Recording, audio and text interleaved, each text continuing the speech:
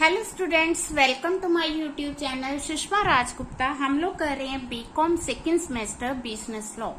Business law में हमने शुरू किया नेगोशिएबल इंस्ट्रूमेंट एक्ट, जिसमें हमारा आज का चैप्टर है पार्टीज टू नेगोशिएबल इंस्ट्रूमेंट्स। ठीक है, इसमें हम करेंगे जितने भी नेगोशिएबल इंस्ट्रूमेंट्स हैं उनमें कितनी पार्टीज हो सकती हैं और कौन कौन सी पार्टीज हैं, होल्डर क्या है, होल्डर इन ड्यू कोर्स क्या है। चलिए शुरू करते हैं।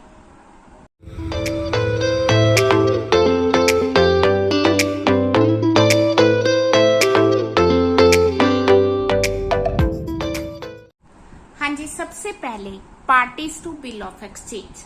जब हम बिल ऑफ एक्सचेंज की बात करते हैं, जैसा कि हमने इसके इंट्रोडक्शन में डिफाइन किया था, बिल ऑफ एक्सचेंज होता क्या है। जैसे दो पार्टीज हैं, ठीक है, ए और बी। ए वो जो सेलर है, बी वो जो बायर है। ठीक है, बी ने पेमेंट करनी है ना, किसको करनी है, ए को पेमेंट करनी है। B is not ready to pay, तो वो ए से कहता है कि आप मेरे पे एक बिल ड्रॉ कर दो। ठीक है, ए बिल ड्रॉ कर रहा है। ठीक है, क्या ड्रॉ कर रहा है, उसे ऑर्डर दे रहा है कि आपने अमाउंट पे करनी है। बी उस बिल को एक्सेप्ट करता है। ठीक है, नाउ द पॉइंट इज कि बिल ऑफ एक्सचेंज में कितनी पार्टीज होती है। फर्स्ट ऑफ ऑल सबसे पहले एक होता है ड्रॉयर। ड्रॉयर कौन है, जिसने बिल ड्रॉ किया, तो यहाँ पे ड्रॉयर कौन हो गया, ए हो गया। देन आ गया ड्रॉई। ड्रॉई कौन है, जिसने बिल को एक्सेप्ट किया है, तो इस केस में बिल को एक्सेप्ट किसने किया, बी ने किया, तो ड्रॉई कौन हो गया, बी हो गया। देन है पेई। पेई वो जिसको पेमेंट मिलनी है।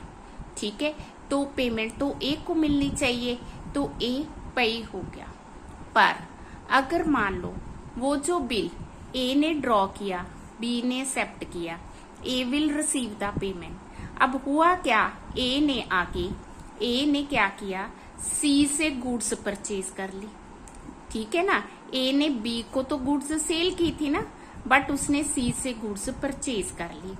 अब उसने सी को पेमेंट करनी है, तो ए सी को पेमेंट करने की बजाय वो जो बिल उसने बी से लिया था वही बिल उसने आगे सी को दे दिया, जिसे हम इंडोर्स करना भी कहते हैं। अब जो पेमेंट ऑफ द बिल है वो ए के पास नहीं जाएगी, किसके पास जाएगी, सी के पास जाएगी। क्यों, क्योंकि सी ने ए से पेमेंट रिसीव करनी है, तो सी यहाँ पे क्या हो गया, पेई। समझ के, तो अगर बिल ए के पास पड़ा है तो ए पेई हो गया। अगर ए ने बिल आके किसी को दे दिया तो वो थर्ड पर्सन वो पेई होगा। हाँ जी, यहाँ तक तो आपको क्लियर हो गया, पेई तक। ठीक है, उसके बाद इंडोर्सर। इंडोर्सर मैंने बता दिया आपको कि अगर ए ने सी को बिल इंडोर्स किया है तो ए क्या हो गया, ए हो गया इंडोर्सर। इंडोर्सर कौन, जिसने बिल इंडोर्स किया है, और सी क्या हो गया, इंडोर्सी। इंडोर्सी कौन, जिसको बिल इंडोर्स किया गया है। ठीक है जी, तो सी इज इंडोर्सी। अगर मान लो सी ने आगे किसी और को बिल दे दिया तो यहाँ पे सी इंडोर्सर होगा और डी इंडोर्सी। देन है होल्डर। होल्डर कौन है, होल्डर वो पर्सन है जिसके पास, होल्डर कौन है, जिसके पास बिल ऑफ एक्सचेंज है। ठीक है, ए ने बिल ड्रॉ किया, बी ने एक्सेप्ट किया, ए के पास बिल पड़ा है, तो ए होल्डर हो गया। मान लो ए ने बिल आगे सी को इंडोर्स कर दिया, तो बिल किसके पास पड़ा है, सी के पास पड़ा है, तो सी क्या हो गया, होल्डर हो गया। मान लो सी ने बिल आके डी को दे दिया, तो यहाँ पे डी के पास बिल है, तो कहने का मतलब जिसके पास वो बिल है he is called in holder of the bill. हाँ जी, नेक्स्ट पॉइंट आ गया ड्रॉई इन केस ऑफ नीड।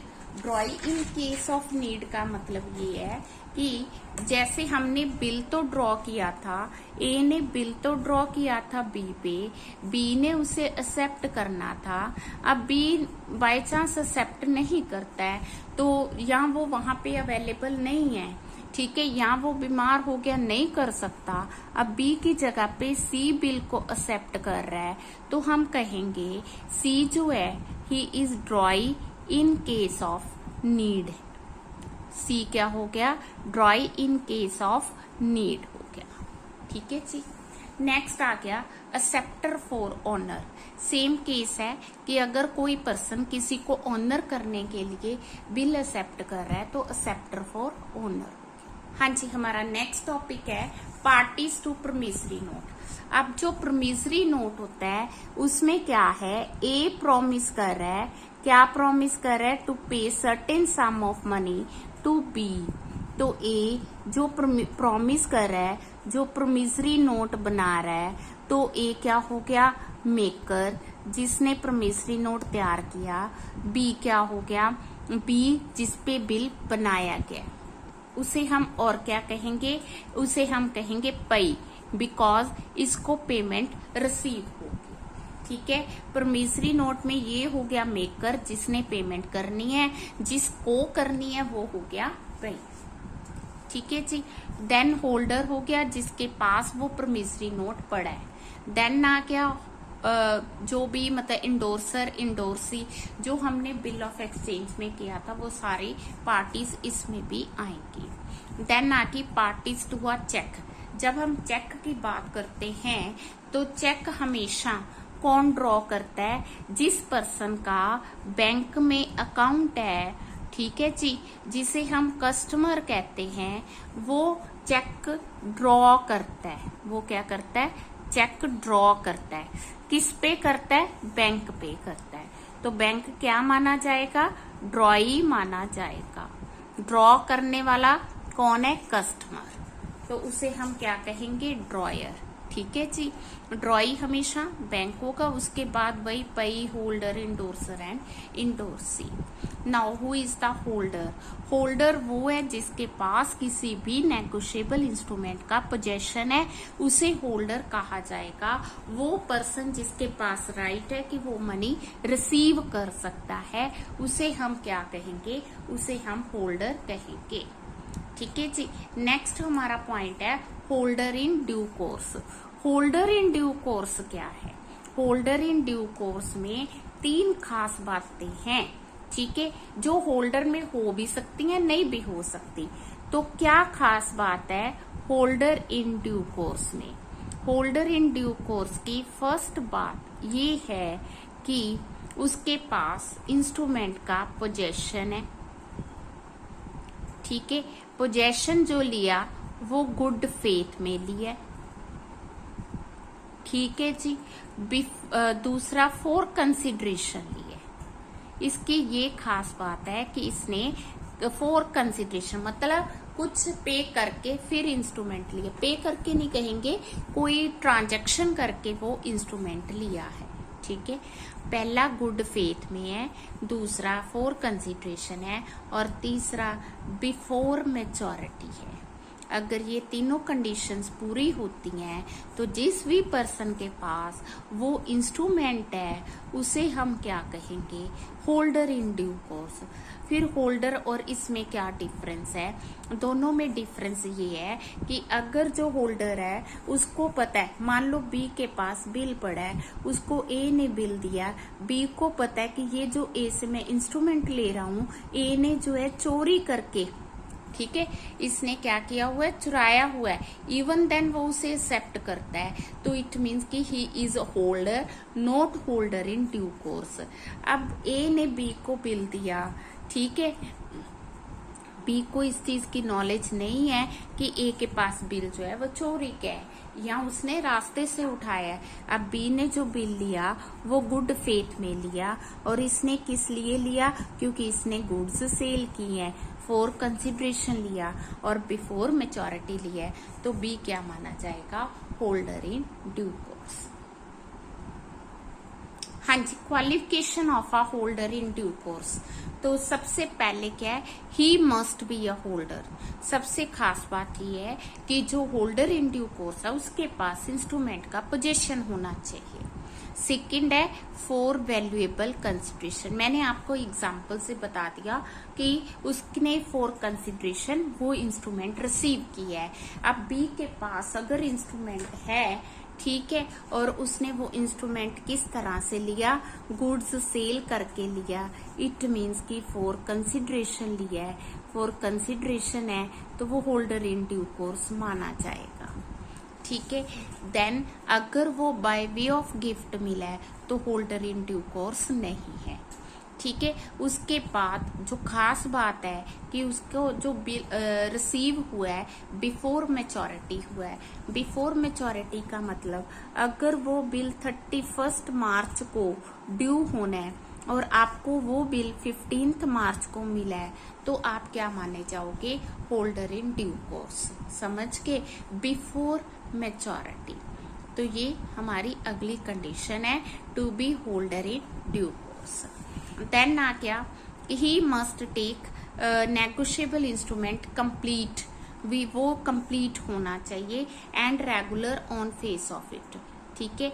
कंप्लीट होना जरूरी है, ठीक है। अगर किसी तरह की कोई भी मटेरियल एल्ट्रेशन की गई, ठीक है, तो वो होल्डर इन ड्यू कोर्स नहीं माना जाएगा। देन वो जो इंस्ट्रूमेंट लिया है वो गुड फेथ में लिया है। हाँ जी, गुड फेथ का मतलब मैंने आपको बता दिया कि जैसे बी के पास इंस्ट्रूमेंट है, उससे नहीं पता कि जो ए के पास इंस्ट्रूमेंट आया वो चोरी करके आया या उसने रास्ते से उठाया या उसने कंसिडरेशन लिया, तो वो जो बिल ले रहा है गुड फेथ में ले रहा है। Now what are the privileges of a holder in due course. बड़े अच्छे प्रिविलेजेस नेगोशिएबल इंस्ट्रूमेंट एक्ट के अंडर दिए गए हैं। सबसे पहला प्रिजम्पशन, जब भी हम होल्डर इन ड्यू कोर्स की बात करते हैं तो ये माना जाएगा कि हर एक होल्डर इन ड्यू कोर्स है, ठीक है जी। मतलब कि उसने जो इंस्ट्रूमेंट लिया वो गुड फेथ में for consideration and before maturity लिया। अगर by chance holder in due course के पास कोई इंस्ट्रूमेंट आता है जो कि इनकम्प्लीट है, होल्डर इन ड्यू कोर्स उसे अपने अकॉर्डिंग फिल कर सकता है। फिल करके जो भी वो अमाउंट वगैरह फिल करेगा वो वैलिड मानी जाएगी। कल को कोई ड्रॉयर ये नहीं कह सकता कि इसमें अमाउंट ज्यादा फिल की गई है या कम फिल की गई। Liability of the prior parties, ये प्रिविलेज दिया गया होल्डर इन ड्यू कोर्स को, जितनी भी उससे प्रायर पार्टीज होंगी वो सारी की सारी लाइबल होंगी to the holder in due course. Fictitious drawer और पेई, बाय चांस ड्रॉयर या पेई फिक्टिशियस पर्सन है तो जो एक्सेप्टर होगा ही विल बी लाइबल, ठीक है जी। कहने का मतलब ये है कि अगर आप होल्डर इन ड्यू कोर्स हो, आपके पास कोई बिल आ गया तो उस पे आपको पेमेंट भी मिलेगी, ठीक है। इनकम्प्लीट आप कंप्लीट कर सकते हो। अगर वहां पे कोई कंडीशन लगाई गई है आप उससे बाइंड नहीं हो। अगर उसमें किसी भी तरह का डिफेक्ट है वो सारे डिफेक्ट क्यूर हो जाएंगे, ठीक है। अगर वो instrument by chance unlawful consideration से भी लिया गया है, ठीक है, तो वो भी इवन देन वो होल्डर इन ड्यू कोर्स को पेमेंट दी जाएगी, ठीक है। बाद में कोई ये भी नहीं कह सकता कि ये जो इंस्ट्रूमेंट है ये तो जी वैलिड नहीं है। एक बार होल्डर इन ड्यू कोर्स के पास चला गया तो वो वैलिड माना जाएगा, ठीक है। Estoppel against of the pay to endorse, maker of a promissory note acceptor of a bill is preclude denying holder the existence of pay. भी ये इसकी कैपेसिटी सही नहीं है, ठीक है जी, या पे एग्जिस्ट ही नहीं कर रहा नहीं कर रहा, you will have to make payment to the holder in due course. कोई मतलब सिग्नेचर्स को डिनाई नहीं कर सकता कि ये तो जी मेरे सिग्नेचर्स ही नहीं है, होल्डर इन ड्यू कोर्स को पेमेंट करनी ही पड़ेगी। Now what is the difference between holder and holder in due course. Holder means वो पर्सन जिसके पास इंस्ट्रूमेंट का पोजेशन है। होल्डर इन ड्यू कोर्स जैसा कि मैंने बताया 3 कंडीशंस को पूरा करता है तो वो होल्डर इन ड्यू कोर्स है। होल्डर के लिए जरूरी नहीं कंसिडरेशन हो, but holder in due course तब भी माना जाएगा अगर उसने फॉर कंसिडरेशन इंस्ट्रूमेंट लिया है। अब जो टाइटल है होल्डर का टाइटल उतना अच्छा नहीं होगा जितना होल्डर इन ड्यू कोर्स का होगा। ठीक है। लाइबिलिटी की बात करें तो होल्डर इन ड्यू कोर्स अपनी सारी प्रायर पार्टीज को स्यू कर सकता है। मैच्योरिटी की बात करें तो होल्डर इन ड्यू कोर्स के पास जो बिल आना चाहिए बिफोर मैच्योरिटी आना चाहिए। Now what are the capacity of the parties, कि क्या कैपेसिटी है, whether they are liable to negotiable instrument और नॉट। तो सबसे पहले हम बात करते हैं माइनर की। माइनर के साथ हम कोई भी कॉन्ट्रैक्ट करते वॉइड है, तो व्हाट अबाउट नेगोशिएबल इंस्ट्रूमेंट। तो नेगोशिएबल इंस्ट्रूमेंट में ये है कि वो बिल को ड्रॉ कर सकता है, इंडोर्स कर सकता है, डिलीवर कर सकता है, वो सारी पार्टीज को बाइंड कर सकता है, बट वो अपने आप को बाइंड नहीं कर सकता। ठीक है। इंसॉल्वेंट की बात करें तो इंसॉल्वेंट किसी भी बिल को ना तो एक्सेप्ट कर सकता है ना ही इंडोर्स कर सकता है। अगर हम बात करें अनसाउंड माइंड पर्सन की, वो जो पर्सन सोच नहीं सकता, समझ नहीं सकता, इसमें हम ड्रंकर्ड को भी लेते हैं। ठीक है। तो अनसाउंड माइंड पर्सन जो है उनके साथ अगर कोई कॉन्ट्रैक्ट होता है तो वो वाइड है, तो यही मतलब they will not be liable. ठीक है। वॉइड होगा। और जो अदर पार्टीज है ना उनके अलावा, अनसाउंड माइंड के अलावा, वो कैसे, जैसे कोई बिल है, ए ने ड्रॉ किया, बी ने एक्सेप्ट किया, ए ने बिल सी को दे दिया, सी ने डी को दे दिया, डी ने ई को दे दिया। अब यहाँ पे जो डी है वो अनसाउंड माइंड का पर्सन है, बिल जो है ई के पास है। अब ई जो है डी से तो पैसे नहीं मांग सकता, बट वो सी से, ए से और बी से, बाकी जितनी भी पार्टीज हैं वो सारी लायबल होंगी, बट ये लायबल नहीं होगा। पार्टनर्स की बात करें तो दो तरह की पार्टनरशिप फर्म्स होती हैं, एक है ट्रेडिंग, एक नॉन ट्रेडिंग। अगर तो ट्रेडिंग फर्म है तो को पार्टनर्स बिल को ड्रॉ कर सकते, मेक कर सकते, इंडोर्स कर सकते, एक्सेप्ट कर सकते हैं। बट अगर नॉन ट्रेडिंग है तो they have no such employed authority. अब हम बात करेंगे हिंदू अनडिवाइडेड फैमिली की। हिंदू अनडिवाइडेड फैमिली में जो कर्ता होता है, कर्ता क्या कर सकता है, कर्ता ही बिल को ड्रॉ करता है और जितने भी मेंबर्स होंगे they will be liable. Corporation की बात करें तो कारपोरेशन के केस में जो नेगोशिएबल इंस्ट्रूमेंट है वो ड्रॉ किया जाता है, एक्सेप्ट किया जाता बाय द मैनेजर्स, तो उसके लिए कारपोरेशन लायबल होगा, प्रोवाइडेड वो जो उसने एक्सेप्ट किया है वो मेमोरेंडम में लिखा हुआ है। तो जो भी कंडीशन, जो भी पावर्स उसको मेमोरेंडम के अकॉर्डिंग दी गई हैं उसके लिए कारपोरेशन लायबल होगा, उससे ज्यादा के लिए कारपोरेशन लायबल नहीं होगा। देन हम बात करते एजेंट की। एजेंट अगर प्रिंसिपल के बिहाफ पे कोई भी बिल ड्रॉ करता है, एक्सेप्ट करता है, इंडोर्स करता है, देन प्रिंसिपल लायबल होगा। पर फिर वही बात आ गई कि वो अपनी जो जितनी भी उसकी पावर्स हैं उससे ज्यादा नहीं कर सकता। Legal representative, legal representative of a deceased person, वो बिल्स के लिए लायबल होगा, वहां तक लायबल होगा जहां तक कि उसको पावर्स दी गई हैं। नेक्स्ट आ गया लाइबिलिटीज ऑफ द पार्टीज। अब जितनी भी पार्टीज टू द इंस्ट्रूमेंट है दे ऑल आर लायबल, ठीक है, टू मेक द पेमेंट। सबसे पहले हम बात करते हैं ड्रॉयर की। ड्रॉयर जो होता है जो बिल को ड्रॉ करता है, ठीक है। अब ए ने बिल ड्रॉ किया, बी ने एक्सेप्ट किया। ए जो है ड्रॉयर है, बी क्या हो गया हमारा एक्सेप्टर हो गया, ठीक है जी। अब इस केस में पेमेंट किसने करनी है, बी ने करनी है। ए ने बिल आगे सी को दे दिया, C is the holder of the bill, holder in due course, ठीक है। अब सी के पास बिल पड़ा है, सी पेमेंट लेने बी के पास गया, बी के पास ही जाएगा क्योंकि उसने बिल एक्सेप्ट किया हुआ है। अब बी ने पेमेंट नहीं की, बिल डिसऑनर हो गया। अब डिसऑनर हो गया तो सी किसके पास जाएगा, ए के पास जाएगा। पर ए के पास तब जाएगा जब बिल डिसऑनर हो गया और उसको ये नोटिस दिया गया, किसको, ए को, कि जो बिल है वो डिसऑनर हो गया। नेक्स्ट हमारा पॉइंट है liability of drawee of a cheque. Cheque का ड्रॉई कौन होता है? बैंक होता है।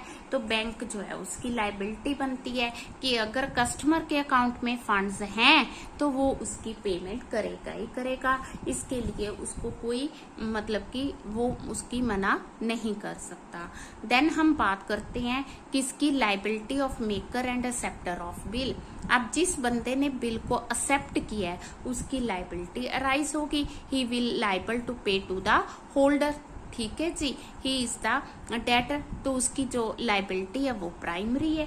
ठीक है, जब हम बात कर रहे हैं फर्स्ट पॉइंट की, तो मैंने कहा कि बिल एक्सेप्ट किया है बी ने, तो सी पहले किसके पास जाएगा? बी के पास जाएगा। तो बी की जो लाइबिलिटी है that is primary, he will have to make the payment. हाँ जी, नेक्स्ट आ गया लाइबिलिटी ऑफ द इंडोर्सर।